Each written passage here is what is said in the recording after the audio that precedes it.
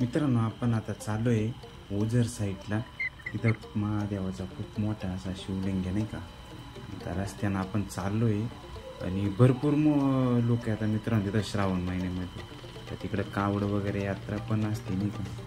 आपण बघूया मित्रांनो, निसर्गाचा आस्वाद वगैरे घेता घेता चाललो मित्रांनो.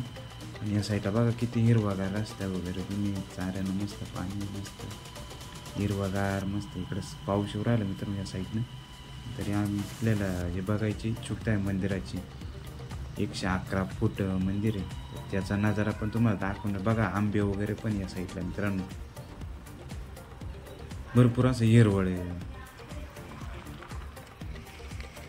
बघा इकडे या साईडला तलाव पण आहे मित्रांनो, त्या साईडला आंबे आहे, म्हणजे आंबे साईडला तलाव आहे त्या साईडला. म्हणजे तळं वगैरे केलं म्हणजे उन्हाळ्यात पाणी राहत नाही ना, म्हणजे पावसाचं पाणी साधारण त्यांना मार्चपर्यंत कसं पुरतं पिण्यासाठी. त्याच्यामुळं आंब्यांची लागवड चांगली. बघा मित्रांनो, आता आंबे नाही मित्रांनो, असं हिरवागार नजारा म्हणून म्हटलं आपल्या प्रेक्षकांना दाखवावं. बघा या साईडला पण तलाव आहे.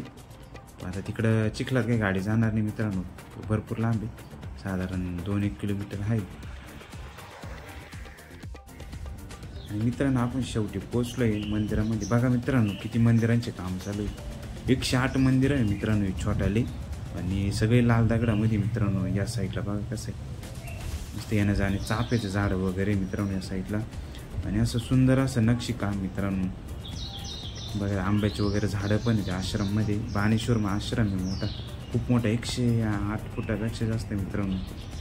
इथं लिहिलेलं बघा केवढा मोठा कळस आहे मित्रांनो हे सगळे. आणि 34 कळस आहे, 54 कळस आहे मित्रांनो. 54 म्हणजे नर्मदा माता वगैरे बरीच मंदिर आहे, म्हणजे सगळे सोन्याचे कळस आहे मित्रांनो. आता डिसेंबर महिन्यामध्ये तो कार्यक्रम आहे इथं.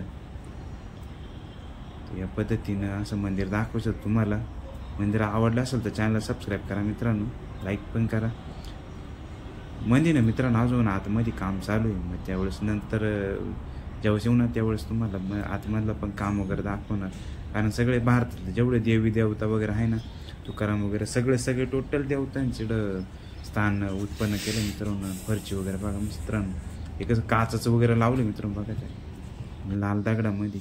आणि बघा ही मूर्ती बाणेश्वराची मित्रांनो, एकदम जबरदस्त केवढी बघा ना, साधारण 7 फुटाची वरती ती. आणि त्याचं ते शिवलिंग आहे तेच 4-4.25 फुटाचं आहे.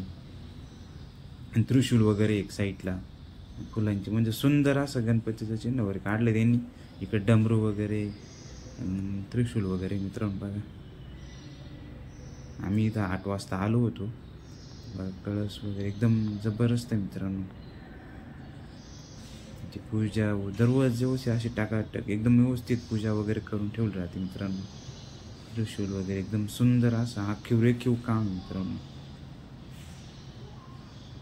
दर्शन झालं असं मित्रांनो, चॅनलला सबस्क्राईब करा, लाईक करा नक्की. बघा मित्रांनो जबरदस्त मूर्ती आहे.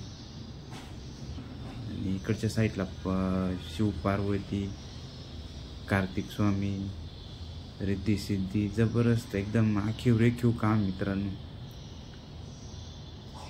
बरेच लोक श्रावणमध्ये इथं आहे ना कावड वगैरे घेऊन येत असतात बरं का मित्रांनो. असं खूप मोठं मंदिर आहे. पण आम्ही शॉर्टकटमध्ये दाखवलं मित्रांनो, कारण वेळ खूप मोठा व्हिडिओ बनत असतो नाही का. बघा मित्रांनो कसं मंदिर वगैरे. इकडं पार्वती माता आहे मित्रांनो. आणि इकडच्या समोरच्या साईडला परत आपलं बाणेश्वराचं शिवलिंग वगैरे असं दाखवायचा छोटासा प्रयत्न केला मित्रांनो तुम्हाला. बघा मित्रांनो एकदम भारी असं हार वगैरे, पुष्प, सगळ्या प्रकारचे पुष्प वगैरे ठेवले तिथं. मग झेंडूचे फुलं, बेल असेल, बरेच प्रकार, जास्वंद वगैरे असे बरेच फुलं वगैरे ठेवलेले तिथं बघा. आणि ते असं गणपतीचं मस्त त्याला देखाव वगैरे दिलं, जसं काही देव आपल्याकडं पाहतोच नाही का मित्रांनो. चॅनलला सबस्क्राईब नक्की करा. धन्यवाद.